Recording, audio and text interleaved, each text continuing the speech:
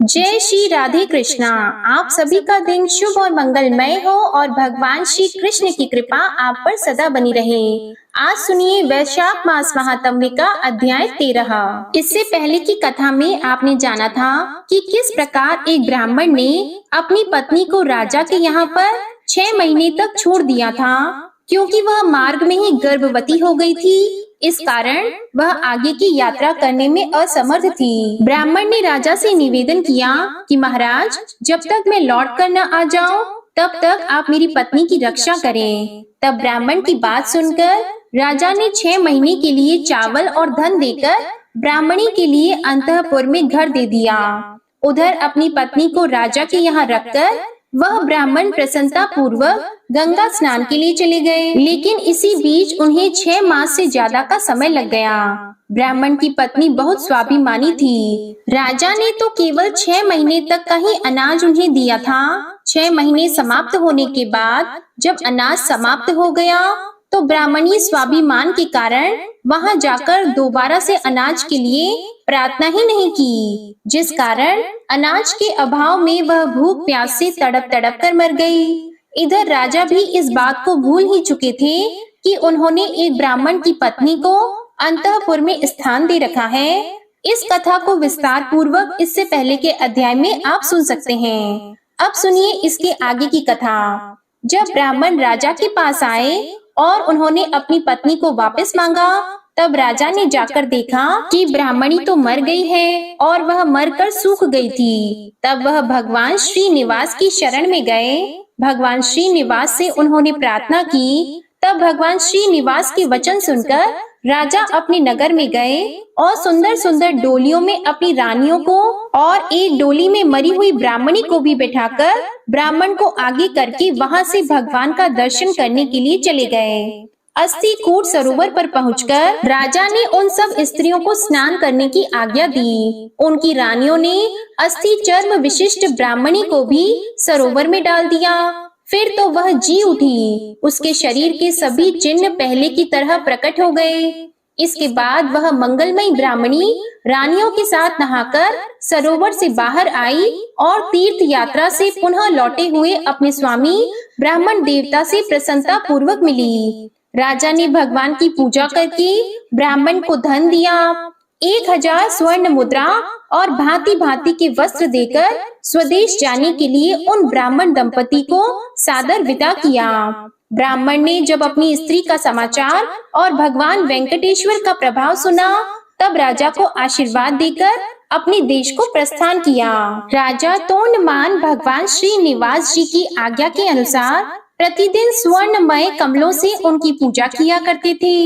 एक दिन उन्होंने देखा भगवान के ऊपर मिट्टी का बना हुआ तुलसी पुष्प चढ़ा हुआ है। इससे हैरान होकर राजा ने पूछा, भगवान, ये मिट्टी के कमल और तुलसी पुष्प चढ़ाकर कौन आपकी पूजा करता है? उनके इस प्रकार पूछने पर देवाधिदेव भगवान ने स्मरण करके कहा, मेरा एक भक्त कुम्हार है जो कूर्म ग्राम में निवास करता है। वह अपने घर में मेरी पूजा करता है और मैं उसे स्वीकार करता हूँ। भगवान की यह बात सुनकर राजा उस कुम्हार को देखने के लिए गए और कूर्मपुर में जाकर उसके घर पहुँचे। राजा को आया देखकर कुम्हार उन्हें प्रणाम करके आगे खड़ा हो गया।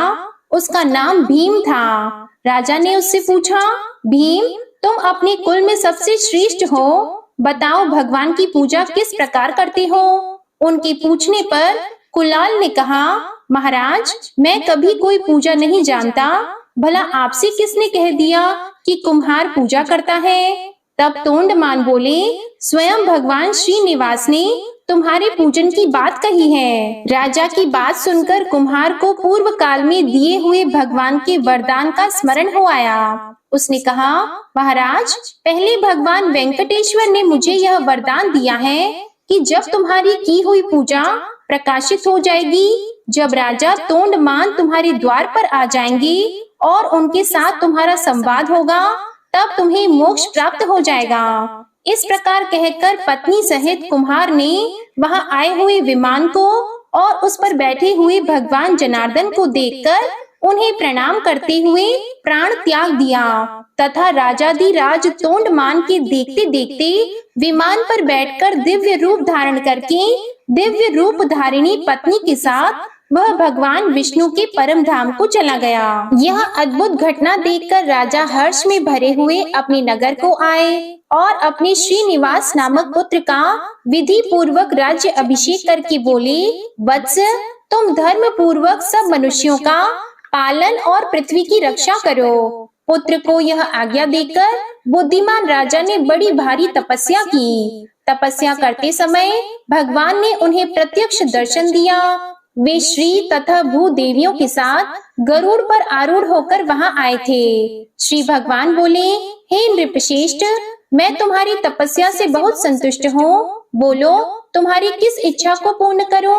देवाधिदेव भगवान के ऐसा कहने पर सम्राट तोंडमान अत्यंत प्रसन्न होकर हाथ जोड़कर गदगद वाणी में बोले, माधव, मैं आपके जरा मृत्यु रहित धाम में निवास करना चाहता हूँ। मुझे यही मनोवांछित वरदान दीजिए। ऐसा कहकर राजा भगवान के पास पृथ्वी पर साष्टांग पड़ गए और शरीर त्याग कर विमान पर जा बैठे।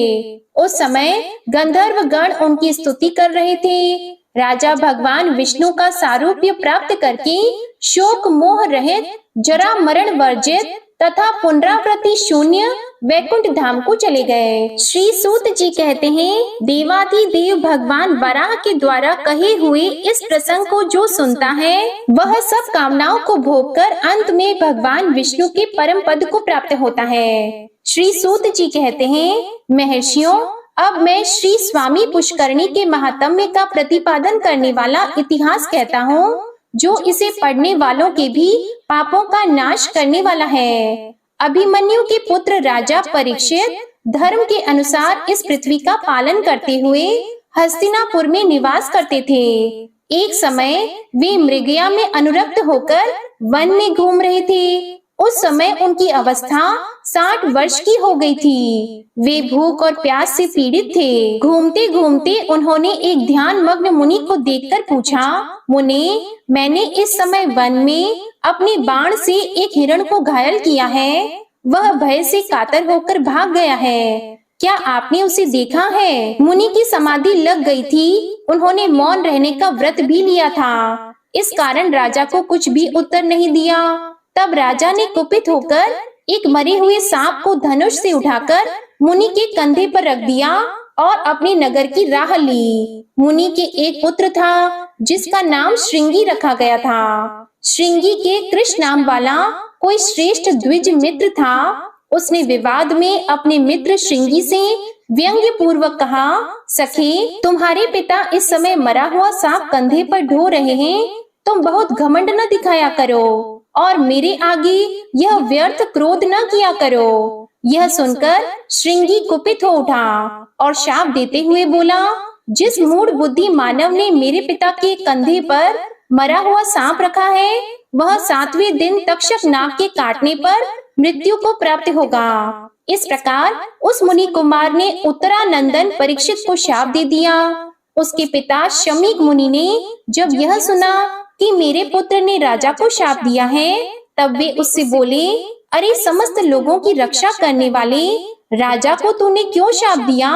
राजा के न रहने पर हम लोग संसार में सुख पूर्वक कैसे रह सकेंगे? क्रोध से पाप होता है और दया से सुख मिलता है। जो मनुष्य मन में आए हुए क्रोध को क्षमा से शांत कर देता है, वह इस लोक और परलोक में भी अतिशय सुख का भागी होता है। क्षमा युक्त मनुष्य ही उत्तम श्रेय प्राप्त करते हैं। बेटे को इस प्रकार समझाकर शमीक ने दौरमुख नाम वाले अपने शिष्य से कहा, वत्स दौरमुख, तुम जाकर राजा परीक्षित से मेरे पुत्र के दिए हुए शाप का वृतांत, जिसमें तक्षक नाग के डसने की बात है, वह बता दो। महामते, फिर शीघ्र मेरे पास लौट आना। शमीक के ऐसा कहने पर दौरमुख ने उत्तरा कुमार राजा परीक्षित के पास जाकर कहा, राजन, आपके द्वारा पिता के कंधे पर रखे हुए मृतक सांप को देखकर शमीक के पुत्र श्रृंगी ऋषि ने रोष में आकर आपको यो शाप दिया है। आज से 7वें दिन अभिमन्यु पुत्र परीक्षित महानाग तक्षक के काटने पर उसकी विषा अग्नि से जलकर भस्म हो जाए। राजा से ऐसा कहकर दौर्मुख शीघ्र लौट गया। उसके जाने पर राजा ने गंगा की बीच धारा में एक ही खंबे का एक बहुत ऊंचा और विस्तृत मंडप बनवाया और भगवान विष्णु के प्रति भक्ति भाव बढ़ाते हुए अनेक देवर्षि, ब्रह्मर्षि तथा राजर्षियों के साथ वे उस ऊंचे मंडप में रहने लगे। उसी अवसर पर मंत्र जानने वालों में श्रेष्ठ काश्यप नाम वाला ब्राह्मण तक्षक के महान विष से राजा की प्राण रक्षा करने के लिए 7वें दिन वहां जा रहा था। दरिद्र होने के कारण वह राजा से धन पाने की इच्छा रखता था। इसी बीच में तक्षक नाग भी ब्राह्मण का रूप धारण करके आ गया। मार्ग में काश्यप को देखकर उसने पूछा, ब्राह्मण महामुनि, तुम कहाँ जाते हो, मुझे बताओ। काश्यप ने उत्तर दिया, आज महाराज परीक्षित को तक्षक नाग अपनी विषा अग्नि से जलाएगा। उसकी विषा अग्नि को शांत करने के लिए मैं महाराज के पास जाता हूँ। तब तक्षक बोला, विप्रवर, मैं ही तक्षक हूँ। मैं जिसे काट लूं उसकी चिकित्सा 100 वर्षों में भी 10,000 महामंत्रों से भी नहीं हो सकती। यदि तुम में मेरे काटे हुए को भी अपनी चिकित्सा द्वारा जिला देने की शक्ति है तो बहुत ऊंचे इस वृक्ष को मैं डसता हूँ, तुम जिला दो। यूं कहकर तक्षक ने उस वृक्ष को काट लिया। उसके डसते ही वह अत्यंत ऊंचा वृक्ष जलकर भस्म हो गया। उस वृक्ष पर पहले से ही कोई मनुष्य चढ़ा हुआ था, वह भी तक्षक के विष की ज्वालाओं से दग्ध हो गया। तब मंत्रज्ञों में श्रेष्ठ काश्यप ने अपनी मंत्र शक्ति से उस जले हुए वृक्ष को भी जला दिया।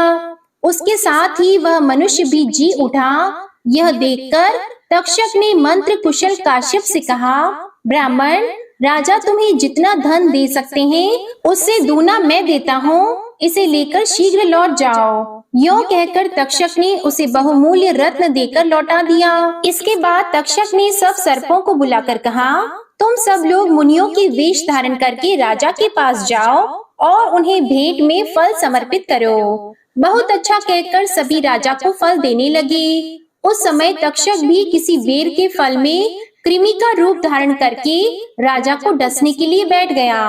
ब्राह्मण रूपी सांपों को दिए हुए सभी फल राजा परीक्षित ने बूढ़े मंत्रियों को देकर कौतूहलवश एक मोटे फल को हाथ में ले लिया। इसी समय सूर्य भी अस्ताचल पर पहुंच गए। उस फल में सब लोगों ने तथा राजा ने भी एक लाल रंग का कीट देखा, वही तक्षक था। उसने शीघ्र ही फल से निकलकर राजा के शरीर को लपेट लिया। यह देखकर आसपास बैठे हुए सब लोग भय से भाग गए। हे ब्राह्मणों, तक्षक की अत्यंत प्रबल विषा अग्नि से राजा परीक्षित मंडप सहित तत्काल जलकर भस्म हो गए। पुरोहित और मंत्रियों ने उनका और्ध्वदेहिक संस्कार करके प्रजा की रक्षा के लिए उनके पुत्र जन्मेजय को राजा के पद पर अभिषिक्त कर दिया।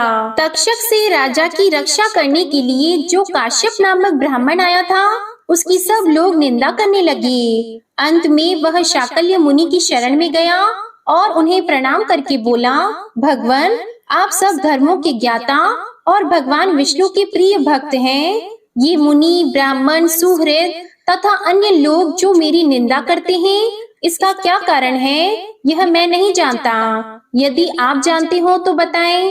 तब महामुनि शाकल्य ने क्षण भर ध्यान करके काश्यप से कहा, तुम तक्षक से महाराज परीक्षित को बचाने के लिए जा रहे थे, किंतु आधे मार्ग में तक्षक ने तुम्हें मना कर दिया।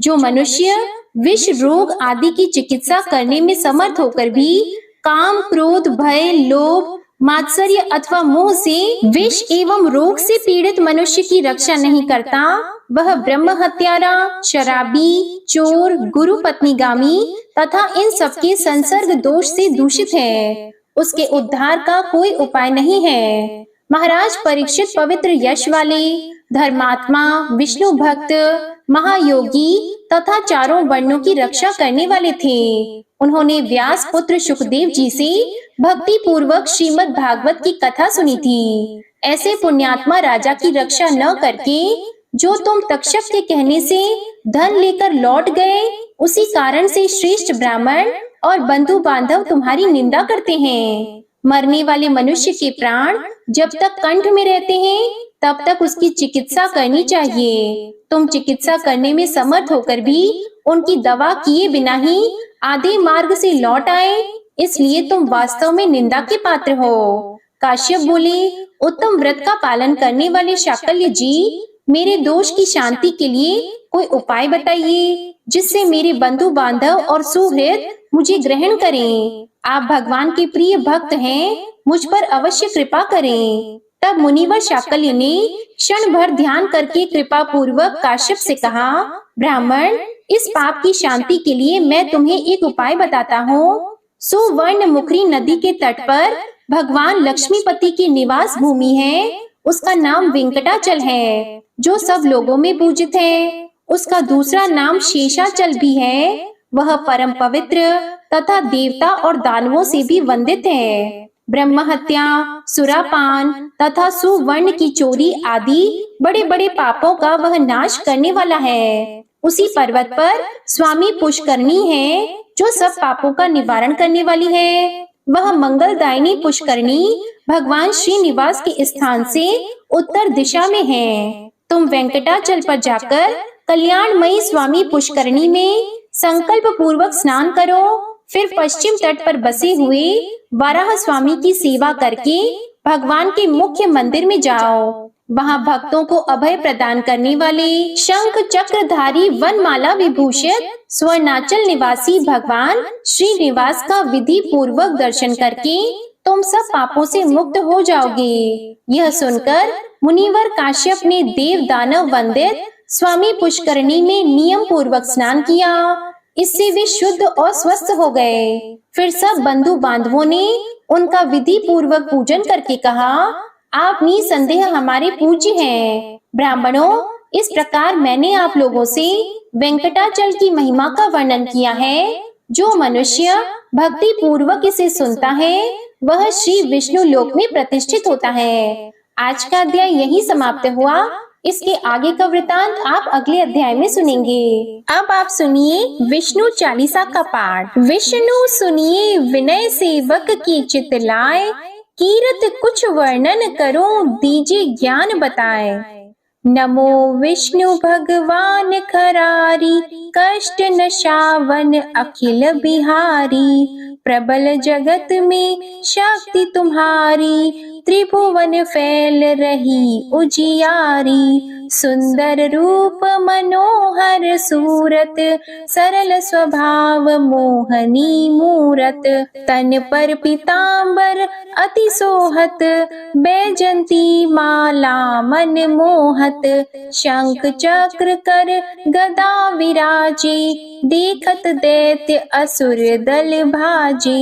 सत्य धर्म मद लोभन गाजे, काम क्रोध मद लोभन छाजे। संत भक्त सज्जन मन रंजन, धनुज असुर दुष्टन दल गंजन। सुख उपजाए कष्ट सब भंजन, दोष मिटाय करत जन सज्जन।